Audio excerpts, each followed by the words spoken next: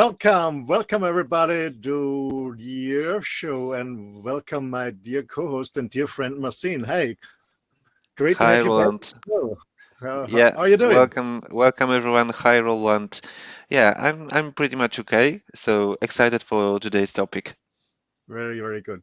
Yes, and our listeners, wherever you're listening, on a podcast, on a radio show, or viewing us on any device, first of all, a happy new year. Well, happy new year. All the best for 2023. And welcome to our first show after a longer break, to first Earth show in the new year. My name is Roland, and together with Marcin, we're running the Earth show. And in the meantime, we haven't been lazy. We also launched our website. It's Respect Mother Earth. The logo you see in our backgrounds, Respect Mother Earth. The website is available in English and in German at the moment. So check it out and give us your feedback. And you also, of course, have our contact details. It's contact at Mother Earth, respectmother.earth.com. So far, so good. So, Masif, we have a new topic. Maybe it's it's a new year. We have some new followers, new people listening. Maybe before we start, maybe introduce ourselves a little bit in the new year, a little bit about your environment, background, what you're doing, where you're located. Sure. So, if you are here for the first time, welcome. I'm very happy that you are listening. My name is Marcin, and I'm from Poland. Originally, now I moved out from the 3 million people city to live in the countryside, and this is the place when I grew up. So basically, I just lived in the forest and the woods of wild part of the country, and I think from that days I just derived my love to nature. And furthermore, I just finished my master degree in biology to know everything that I was interested in. But later on, I decided to work more with people as a part of nature as well. So now I'm almost a psychologist, just finger crossed for my master degree again. And I still have my deepest love and understanding and fascination with the wildlife, which is around me right now. I'm just linking and using internet to work remotely in a very far and very small village. So I think that's it about me. And why am I here? What this topic is important for me? I just want to do everything that I can and influence as much as I can the situation on Earth, which is our home. Yeah, that's me. Thank you, Marcin. And for our listeners, Marcin is also one of the panelists together, actually 2 hours later on the Wild at Heart on the Man Show. So yeah, my name is Roland. I'm originally from Austria, a small little country in the middle of Europe. Um, for my background, I run a business in Switzerland since many years. I do consulting, coaching, um, training, as I say, sparring. We spare our international huge clients worldwide, but also not only international big companies, also startup companies who need our advice, our support. That's my main business since more than 2.5 decades that I'm running that. And besides them, I have two major topics I'm very into it. This is the men's work I'm doing. I run men's group online, but I also do here on USA Global to Win Radio just 2 hours later, the Wild at Heart show for men, by men, about men. And the other topic is environment.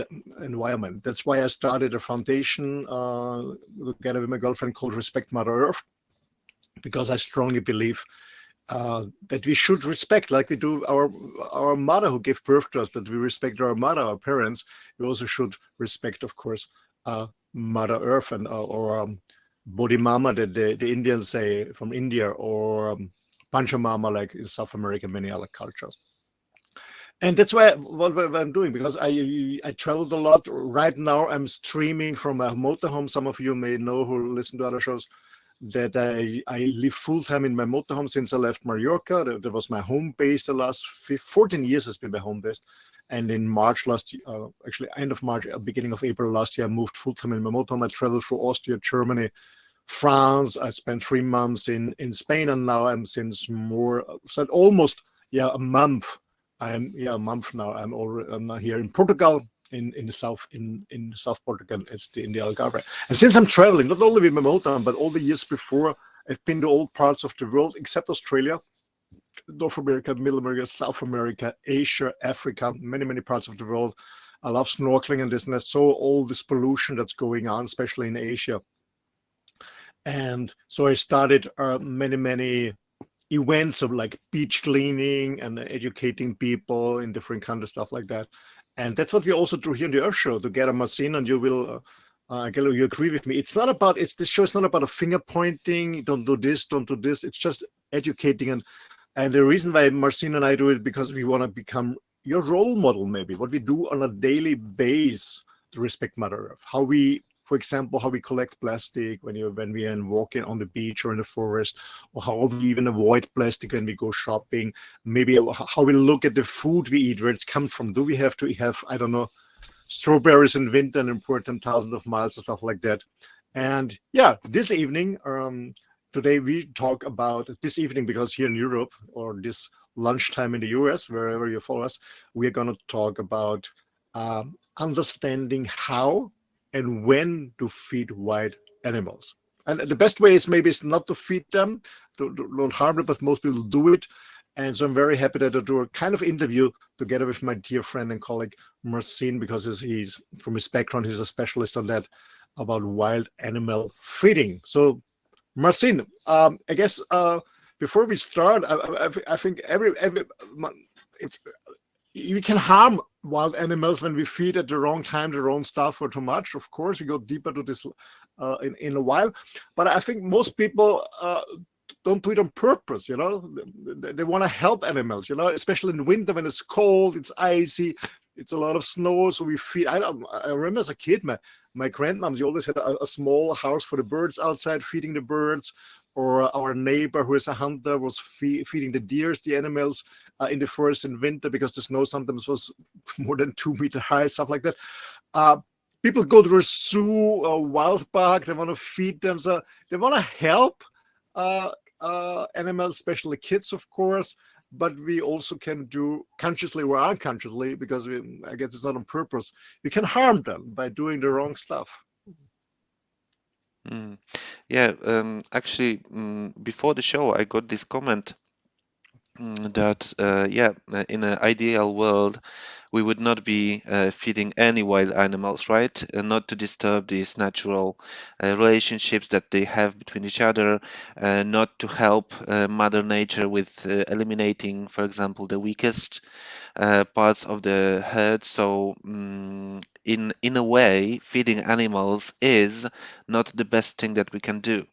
But it would be true not only in the perfect world where our influence on nature would be not existent, since our businesses, homes, I don't know, streets, infrastructures, cities influence nature big time.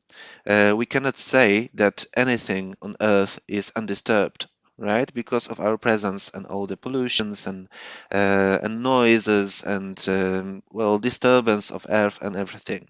So knowing that we already are disturbing somehow the natural ways for animals to feed, many people use the occasion to also just see with our own eyes, like wild birds or other animals or squirrels or hummingbirds, for example, because we love how they look and we like to observe their actions. I don't know what they do, how they look like, and that's why we are feeding them. And yes, also from the good heart, so we want just to support somehow the nature, but as you said, it's not always the very good idea. So I hope today we will dig deeper together into this topic to learn more together how to do it if we want to anyhow support the wild animals. Absolutely. Before we go deeper, what came to my mind, MARCIN, was when you talked about that we human beings, we have more infrastructure, we have more roads and buildings, and their seatings are spreading and spreading, and just less place for wild animals. I saw a comment a few months ago where somebody said, okay, wild animals are crossing the road. I said, no, they're not crossing the road. We are crossing their part of the road. It's the other way. Exactly. They've been there Yeah. before we came. So it's a different, absolutely different point of view. And another thing that came to my mind was, I remember when I was younger, so a kid, and my parents had a TV set, and when we watched a documentary, I love documentary about animals. There were some documentaries on TV shows about animals in Africa and Asia, whatever. And I will never forget it, because one day I said they're filming a scene where a small baby deer was caught and of course killed eaten by a tiger. I will never forget the scene. It was somewhere in India. And I said to my dad, why is this they're filming? Why don't they help them? Why they're filming? And I said, that's nature. That's nature. That's part of the game. Okay? It's all about, because we only have two purposes in life. It's surviving and how to say, and multiply ourselves, so get kids and produce our kids. That's the purpose in life for all human beings. So to survive, a tiger eats meat. He's not a vegan. He eats meat, for example. So, but I had to learn this, and sometimes nature, especially for us in the Western world, it looks a little bit brutal when animals are killed or suffering. But that's the way it is. Hmm. Yeah.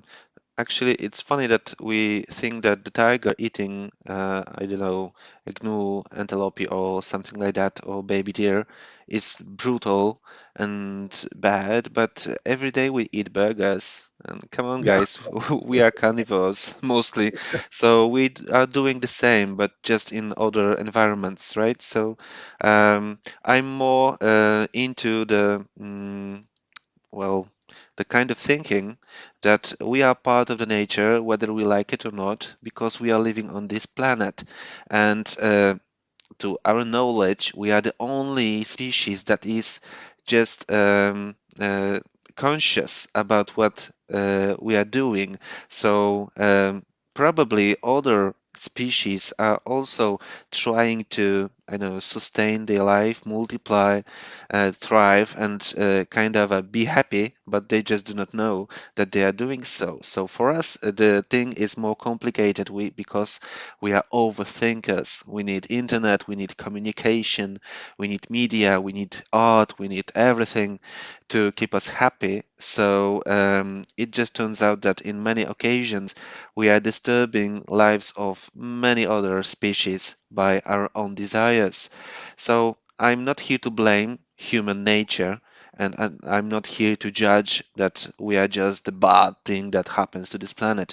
I'm more into understanding the connections between us and the environment, and understanding that we are part of it and we can play some role as we are already playing it. It not always need to be the role of the bad guy. Sometimes we also can be like an angel for some stray animals, for example, or hurt wildlife, whatever. So yeah, I think it's time to get to the topic. Yeah, what came to my head when you've been talking, Marcel, I just got a picture, even a movie in my head.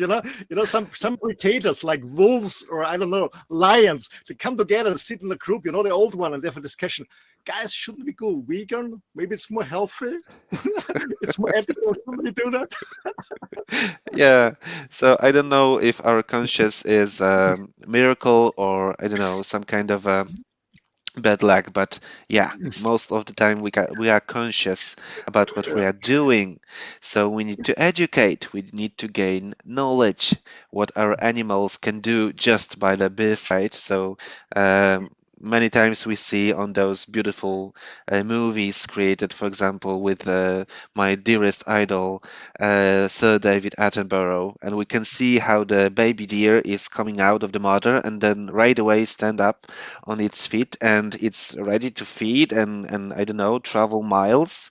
And look at our babies, they are unable and they can do nothing by their own, and we need to just educate, like for many, many years. And some of us cannot be self-sustainable even in the adulthood. So Yeah, that's some of true. us never mature. That's true. Okay, let's go to the topic. So, what do you think, from your experience, from a professional point of view, are Mhm, some main mistakes people are doing and, mhm. and should avoid? Yeah, I prepared like 5 common mistakes that I want to talk to you about because also I'm not here to judge anyone and to just point fingers because I did some of these mistakes myself. So I just pointed out some topics, some situations when we can just cross some boundaries without even knowing that. So, assuming that you want to support wild animals in the winter time, if there is a kind of a winter in where you are from, then there are some things that you should avoid if you want to do it right. And for that, I need a presentation that I prepared. So the question is already here. And when we think about feeding animals, especially here in Europe, probably we think about it will sound it will only sound strange because I'm not a native. So teats, right? I mean birds, teats. So we think about these beautiful birds that we can feed during the winter time when there is not enough food for them to sustain. And for some of you that are with us, and was with us previously, you may remember this photo. It was also a little contest to guess what this is and what it is for.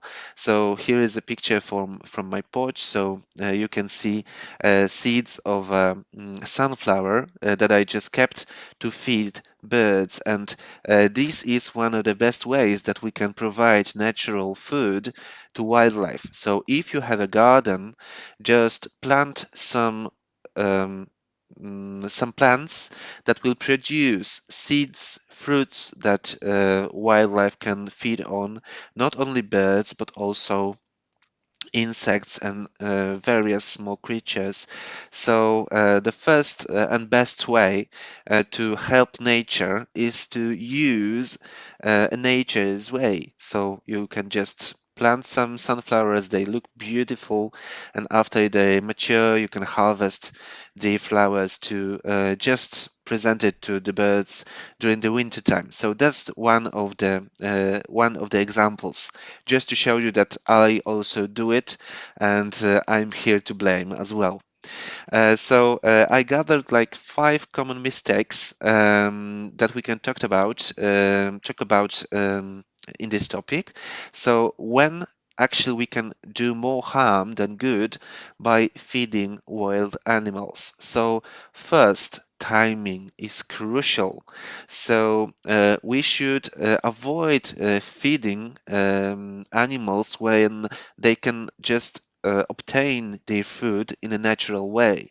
So if this is like a peak of a season and there is plenty of seeds and vegetables and fruits and insects around them, birds do not really care for us feeding them. So it is not a very good time because you can make some of them dependent.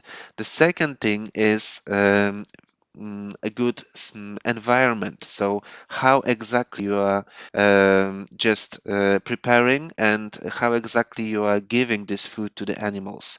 It is important. The third point is about our consistency and inconsistency because animals can get dependent of the food source very easily. So it is important for us to be responsible and just keep some schedule of refilling, right? Then Mhm. there are overfeeders. So if you have a grandma, you know what I'm talking about. So even if you are already full, grandma will always stuff you up with another food, right?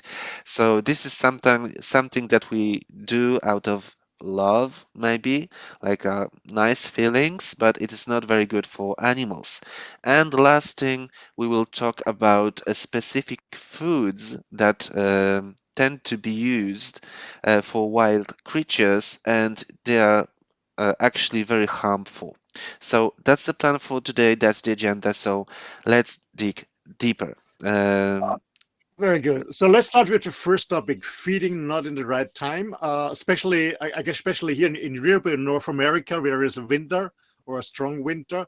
So, can you explain a little bit what you're meaning by not in the right time, or what's the right Mhm, time? mhm. Yeah. So, a right time for animals living in our hemisphere and in Europe especially, but Asia is in the same area, let's say, and in a very large part of United States as well. If you have like a regular 4 seasons and you have snow during winter, then probably you have also some animals that can suffer from it in tough times. At the beginning of the winter, though, they have plenty of food. You may not see it, but a smart bird can find a lot of seeds out of grass, out of bushes, out of trees, and it is a natural source of food for them. So they are very good in that, in finding it, and trained by their parents usually how to find the best food for them. So, beginning of the winter, it's not a perfect time to start feeding animals. The best time is when already a frost came in and the temperature drops below zero and it's freezing, it's cold, there is not a fresh water available anymore because all the lakes are already frozen to bits. Then there is a right time for us to start feeding animals because in that time the temperature is so low they need more energy to sustain their warmth, and also because of snow and ice, there is not very much of food available because most of the grass is already covered with snow.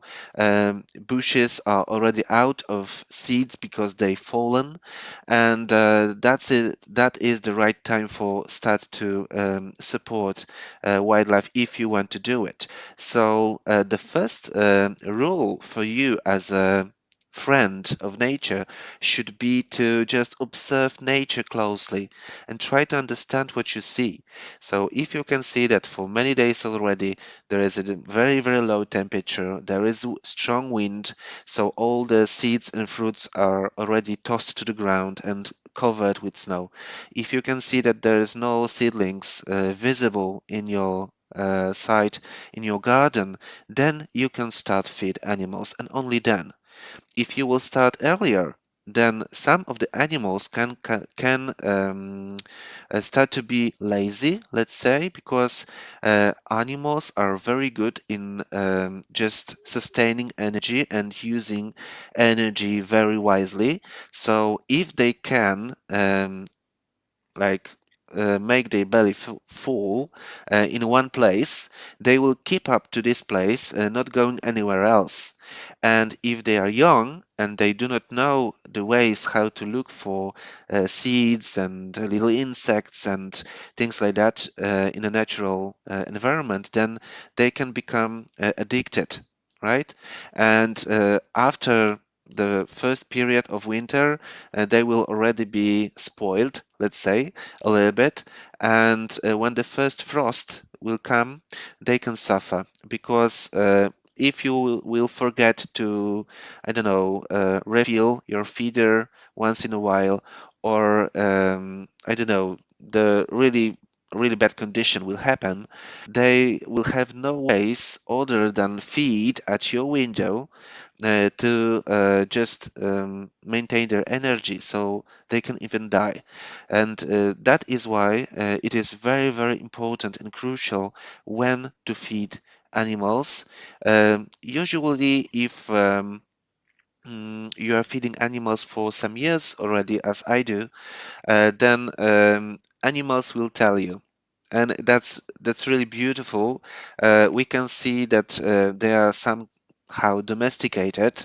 But if you already live in a countryside and you are part of the natural processes, it's really nice to see that when the winter is starting to, be more tough, some birds are visible near to the places where usually the feeder standard. So that is information for me that yeah, probably they already struggle. So let's start feed them. Thank you. This was very cool. Yeah, thank you.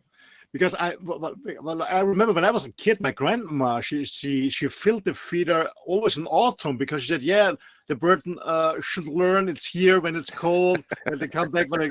Now I know. Okay, it was too early. It was too early.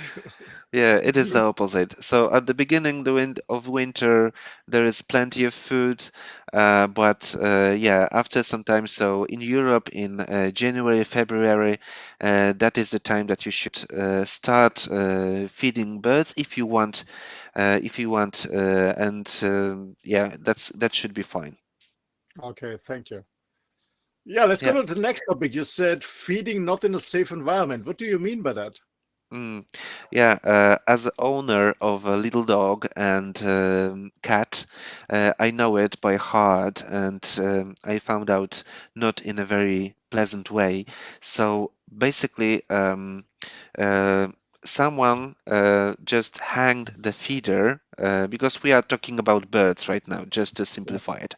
So someone just hung the feeder near to the table in our porch, so on the terrace. So my cat was able just to sneak near to the feeder, and it was like a perfect spot for him hunt. And I cannot teach him not to do it because it is his instinct. So sadly, we lost some of the birds before we found out that actually the position of a feeder is very important if you have those little predators. Cats and dogs are predators. That's their instinct. And even if you feed your cat or dog with a vegan food, that's fine, all right, you can do so, but you cannot kill the instinct. So if your cat will see that the birds are available at a small distance, they will start to hunt, and they can do more harm than you do good. So it is a very, very important to hang the feeders, to install them in a way that it will be on the plain side, just in the center of some plain site in your garden, or at least in a place that as a cat you cannot like sneak very easily or hide in a near side of the feeder just to hunt for the birds that are occupied with eating. Absolutely. That's the same like, in Africa, in the Serengeti or in Africa, the lions, they know exactly the best place to hunt is the water hole because every animal is coming there when they're thirsty. So the cat knows exactly there's a feeder. Okay, my food is coming in. Yes, exactly. So, and the same is when you have dog, you also need to place this feeder away or high above that he will not be able to disturb these animals. Okay, yeah, good advice. Good advice. Yeah, if we're talking about the place, it's also important that you check if the feeder has any sharp edges, because Mm, in nature there is no, it's not a lot of sharp edges. So usually when a bird is sitting on a, I don't know, a twig or a small branch, it's round. So sometimes if you buy a feeder like this on the picture, you can see that there is I don't know how to call it. There are like traces of forms used to create these plastic things, and they can be sharp. So yeah. check with your fingers if the place where the bird will land and sit is rounded, smooth and easy to grip and with no sharp edges. Because if you will make yourself a feeder out of an empty plastic bottle, that's super fun. But make sure that you will smooth the edges because they can be sharp and they can just harm the feet of those fellows. That's a very good advice. Thanks for that. Thank you. Hmm? Yeah, feeding inconstantly. Do you mean we should feed constantly or inconstantly? Yeah, so I would say there are two ways. If you want to just once in a while toss a little bunch of seeds, you can even, toss it to snow and the birds will find it. If you want to do it just once in a while for fun, that's fine. But if you are hanging a feeder and then you are supplying it, it's important to be consistent. So it's fine if the feeder will be empty for 1 or 2 days, but if you will feed a lot for the week, like you will, refill it for a week consistently, and then for a week you will not refill it, then these animals that are already used to use this feeder as a source of food, they will starve.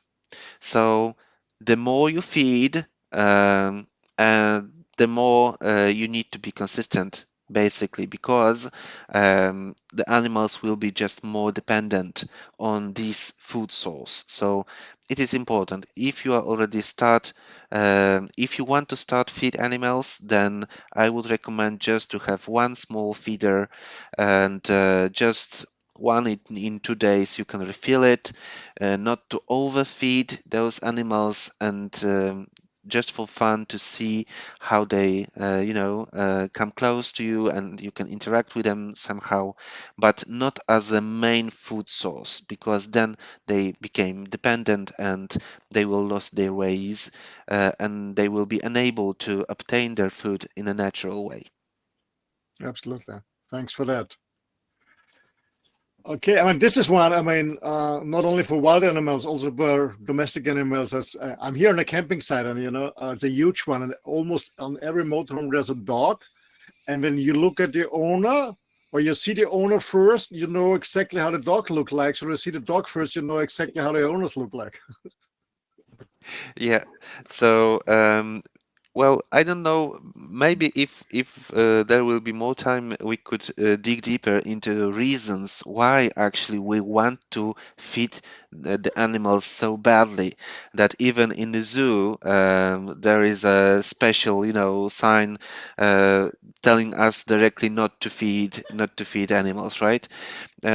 Maybe it's because this is the easiest way to interact with the wildlife because they Mm, are interested in food, and sometimes they are too hungry to keep distance, right? And then they try to reach to us to touch a hand or something like that.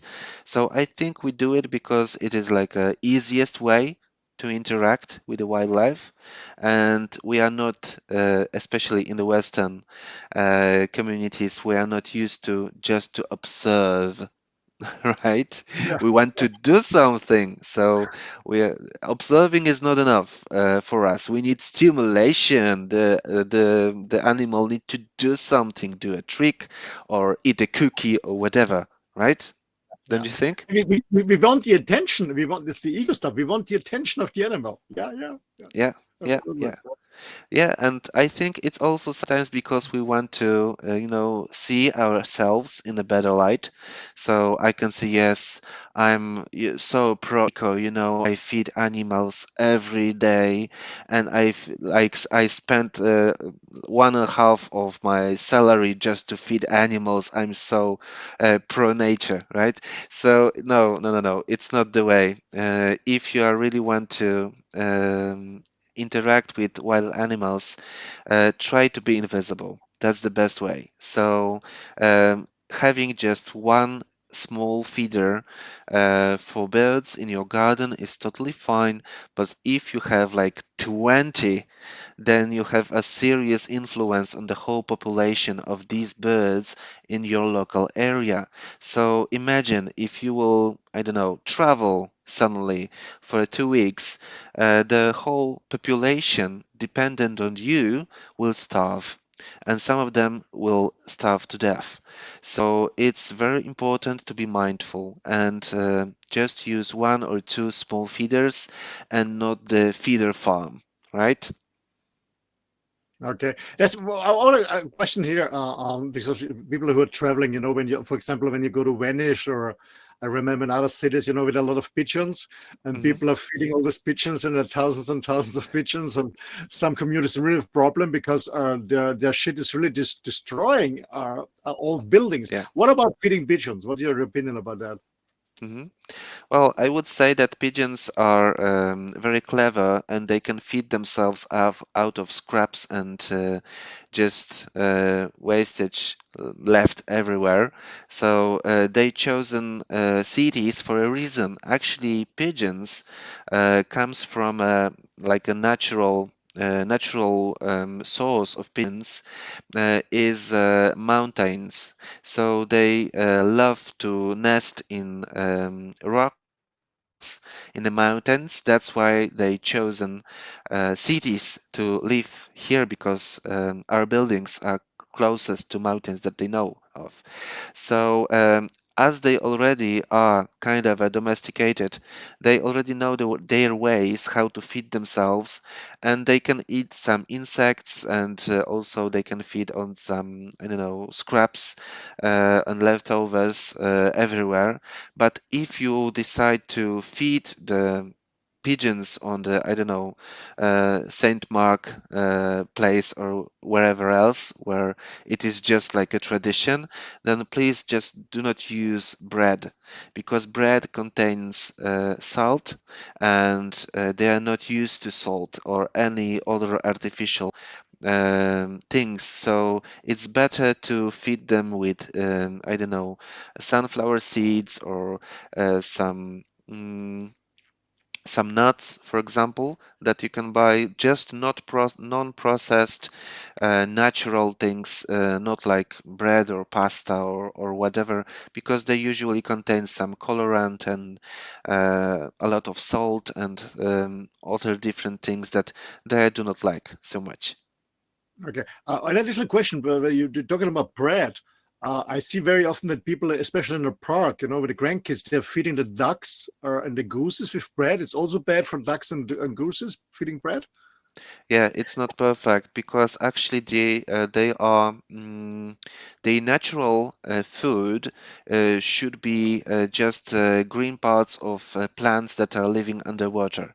So they are snorkeling just to get to algae and other different plants that they can find underwater. So if you feed them with bread, and bread is full of starch, a lot of sugar, then they can get bloated because it is not like a usual food for them, and the digestive system is not ready for this amount of sugar. So it's not a perfect thing for them. It's better to use, for example, vegetables, fresh or cooked vegetables. So you can use some scraps leftovers from your kitchen, from your veggies, and then use it as their food because it will be natural, not too much sugar for them, and not processed. So it would be way better than using bread. Thanks. That's very important. So, to our listeners, please, when you go with your kids or with your grandkids to the park, feeding the ducks and the goose, please, no bread. Okay, bring Yeah, veggies. Okay, yeah, some beans, green beans, some things like that will be totally fine. very, very good. So Yeah, shrimp is we harmful. What is harmful? I mean, it looks delicious. The shrimp. yeah, exactly. So I think most of us know that for our domestic animals, our human food is not very good. The first reason I already told you, so salt, because they are not used to obtain so much salt in their food. Um, That's the first thing. And the second thing is sugar. And there is a very important distinction between cats and dogs, because cats appear not to have a taste for sweet taste. So for them, something sweet is not sweet. They cannot feel it. On the other hand, dogs can feel the sweet tastes, and that's why they are begging for different treats.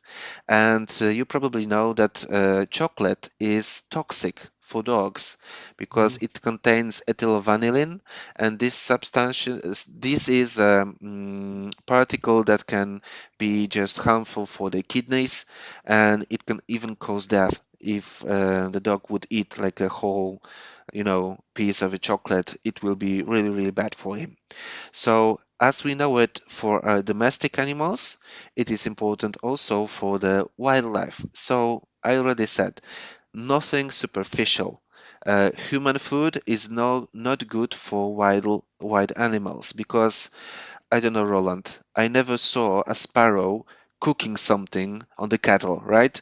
So No. they are used to only to natural things like seeds, like vegetables, fruits, nuts, mushroom, whatever they can find in nature that they can feed on.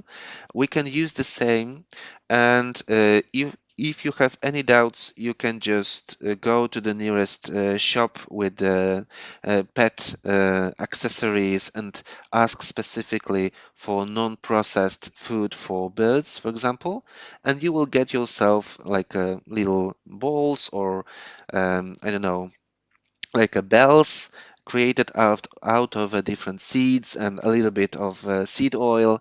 So only natural things that animals can do. And basically on that, there is some advice, let's say, uh, how to find your ways if you want to support wild animals. So first, if you can just observe animals in your garden, then do so and do not feed them. And if you want to feed them, then first learn your friend. So you can easily find a lot of information in the internet about the particular species of birds that visit your garden. So you can find a lot about red noses and tits and sparrows and birds like that, and learn what is their natural food, and then try to mimic that. So the safe option will always be sunflower seedlings because they contain a lot of oils and contain a lot of energy, which is very useful in the wintertime. Uh, so feed only with not processed food. Then make sure that you are not creating like a hunting zone for your cat or your neighbor's cat, because then the animals will be easily scared and some of them can even be caught. And if you start doing that, just start it when the winter is really hard and the environment conditions are harsh for the animals and there is no food already. So January, February, there is a good time for start feeding then. And yeah, just enjoy. Try not to disturb the animals as they trust you so much to come near to your house. Try to be just, invisible, and they will thank you for that by just living their full natural lives. Yeah. So they're not stressed. Yeah, absolutely. Absolutely. My dear friend, thank you so much. I learned a lot too. Thank you so much for all this advice. And I know the best way is let the animals like they are, but sometimes, especially in some climate zones where there's a harsh winter, it can be helpful to feed them, but do it the right way. Thank you so much, Marcin. And yeah, I Thank you, mean, ladies Roland. and gentlemen, thank you. And ladies and gentlemen, also for yourself, I always say, always eat as natural as possible. As less processed food is also good for you, for your health. And don't overfeed yourself. And maybe you have a new research solution you can follow. Thank you so much. Okay. So we're coming to an end. Thanks a lot for watching. Please go to our website, respectmotherearth.com. You can also email us if you want to have a topic to discuss, or maybe you are very engaged in environment. Maybe you're engaged in avoiding plastic, collecting plastic, educating kids or people on environmental topics, taking care about the wildlife. Whatever you're doing on this topic, let us know. We can invite you and introduce your engagement or your foundation to a public audience. So thanks a lot, Marcin. Thanks a lot. See you later on the men's show. And yeah, ladies and gentlemen, we see each other again, same time, same procedure in 2 weeks. So actually Wednesday the 25th, there's the next Earth Show. Thanks a lot and bye-bye.